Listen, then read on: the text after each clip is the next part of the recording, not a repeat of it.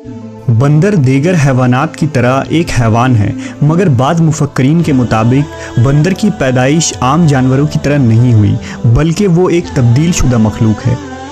उनके मुताबिक आज से हज़ारों साल कबल हज़रत दाऊद अलैहिस्सलाम की कौम बनी इसराइल ने जब अल्लाह की नाफरमानी की तो बतौर सज़ा उन्हें बंदर और सूअर बना दिया गया था। इस सख्त अज़ाब का जिक्र कुरान मजीद की आयतों में भी मिलती है।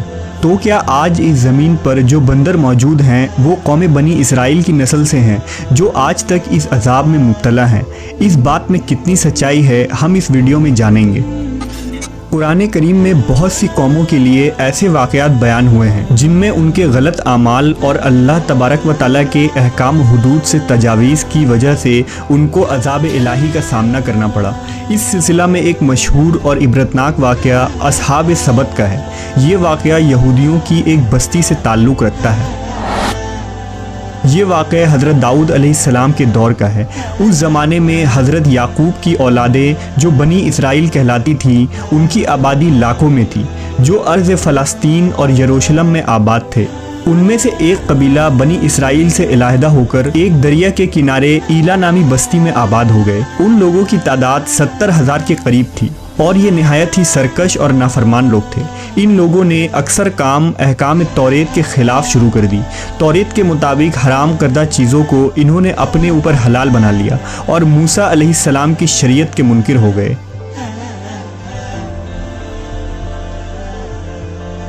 ये कौम जिस दरिया के किनारे आबाद थे, इसमें कसरत से मछलियाँ मौजूद थीं, लिहाजा ये लोग इस दरिया से मछलियाँ पकड़ते और उन्हें बतौर ग़ज़ा इस्तेमाल करते थे। नेज़ इन मछलियों की ख़रीदो फ़रोख्त भी किया करते थे।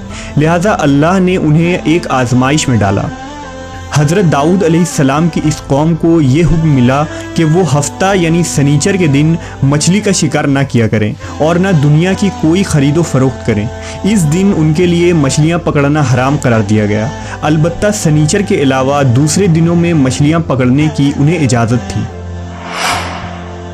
लिहाजा हज़रत दाऊद अलैहिस्सलाम के हुक्म से इस कौम ने इतवार से जुमा तक मछलियाँ पकड़ना शुरू कर दी, मगर हफ्ते को मछलियाँ दरिया में ज़्यादा होती और बाकी के 6 दिन कम होती। हफ्ते के दिन जब भी दाऊद अलैहिस्सलाम की कौम दरिया के पास आती तो इतनी ज़्यादा मछलियाँ देखकर उनका दिल बेईमान हो जाता।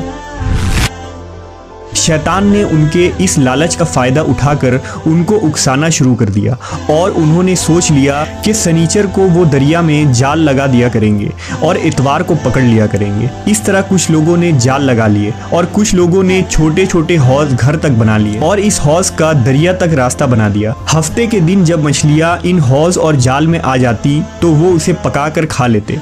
इसी बस्ती में अल्लाह के कुछ नेक बंदे भी मौजूद थे जो कहने लगे, ऐ लोगो, अल्लाह ने हफ्ते के दिन शिकार करने से मना किया है। ये जो तुम जाल फेंकते हो या छोटे छोटे तालाब बनाते हो, इनमें हफ्ते के दिन अगर मछली फंसती है तो ये शिकार हफ्ते के दिन का होगा। अल्लाह के अजाब से डरो, अल्लाह की नाफरमानी ना करो। वो लोग इन लोगों का मजाक उड़ाने लगे कि हमारी जो मर्जी होगी हम वो करेंगे। तो यूं अल्लाह के उन नेक बंदों ने बस्ती के बीच में एक दीवार को खड़ा कर दिया और ये हुक्म नाफिज किया कि अल्लाह की नाफरमानी करने वाले इस तरफ हो जाएं और हम जो अल्लाह के फरमाबरदार हैं इस तरफ रहेंगे। वो सारे लोग बार बार उनसे कहते रहे, ऐ लोगो, अल्लाह से डरो। कौम समूद और कौम लूत का जो हश्र हुआ इसको याद करो। अल्लाह की नाफरमानी ना करो वरना तुम पे भी कोई अजाब आ जाएगा। वो सारे नाफरमान जिनकी तादाद 12,000 के आसपास थी, सब हंसते रहे और कहने लगे, ये तो सब किताबी बातें हैं, हम पे कोई अजाब नहीं आएगा।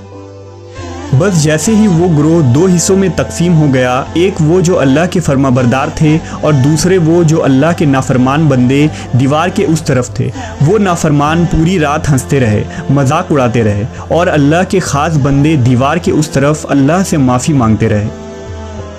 अगले दिन जैसे ही सुबह हुई, वो नेक सालेह इंसान उठे। उन्होंने महसूस किया कि दीवार के उस तरफ से किसी इंसान की आवाज़ नहीं आ रही थी। जैसे ही दीवार के उस तरफ चढ़कर देखने लगे तो देखा कि सारे के सारे लोग बंदर की शक्ल में तब्दील हो चुके थे और बंदर की हरकतों को अंजाम दे रहे थे। उन लोगों में से जो उनके रिश्तेदार थे, उन्होंने उन बंदरों को कपड़ों से अपने अपने रिश्तेदारों को पहचाना और चीख के रोने लगे, अल्लाह से माफ़ी मांगने लगे। लेकिन अल्लाह का अजाब जब आता है तो वो होकर रहता है।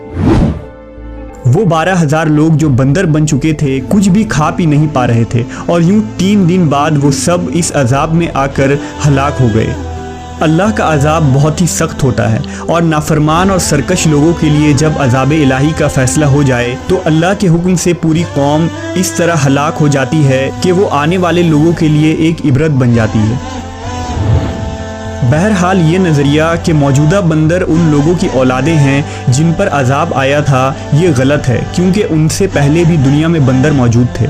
और सही रिवायतों के मुताबिक बनी इसराइल की ये कौम जब बंदर में तब्दील हो गई थी तो 3 दिनों तक यूं ही जिंदा रहे, और फिर रोते रोते सारी कौम मर गई, लिहाजा उनकी नस्ल आगे नहीं बढ़ी।